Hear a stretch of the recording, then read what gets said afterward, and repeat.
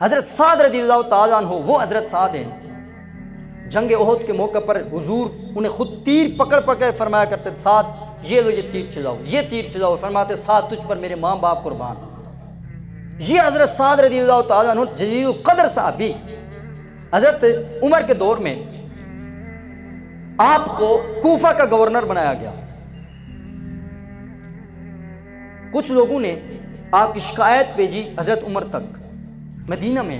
حضرت عمر نے حضرت سعد کو بلوایا اور پوچھا کہ تیری شکایت آئی ہے، کہ انہوں نے شکایت کیا کی کہ حضرت سعد ہمیں صحیح طریقے سے نماز نہیں پڑھاتے۔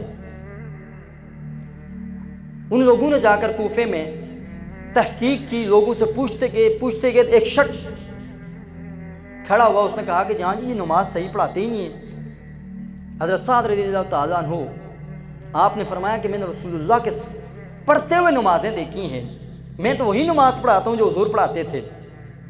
حضرت سعد رضی اللہ تعالیٰ عنہ نے پھر اس شخص سے فرمایا اما واللہ لأدعون بثلاث، اگر تو یہ بات کہتا ہے، اگر یہ سچی ہے تو پھر ٹھیک، اگر تو جھوٹ کہتا ہے میں اپنے رب سے 3 دعائیں کروں گا۔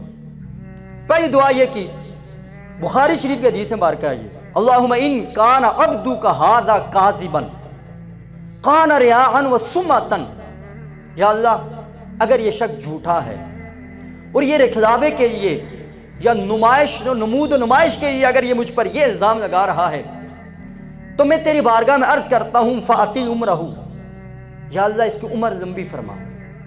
اور پھر فرمایا واطل فقرہ، دوسری دعا یہ فرمایا اللہ اس کے فقر میں اضافہ فرما۔ تیسری دعا وعرضہ بالفتن، یا اللہ اس کو فتنے میں مبتلا فرما۔ حضرت سعد رضی اللہ تعالیٰ عنہ نے یہ 3 دعائیں کی اور اس مقتدی کو چھوڑ دیا۔ راوی کہتے ہیں کہ وہ شخص اس کی اتنا لمبا ہو گیا تھا کہ اس کی بوئیں آنکھوں کے اوپر آ چکی تھی، اس کو نظر بھی نہیں آتا تھا، چوکوں چراہوں پر پڑا رہتا تھا، عورتوں کو چھیڑتا ہوتا تھا، بچے اسے تنگ کیا کرتے ہوتے تھے، اور ہر وقت یہ کہتا ہوتا مجھے سعد کی بد دعا لگی ہے، مجھے سعد کی بد دعا لگی۔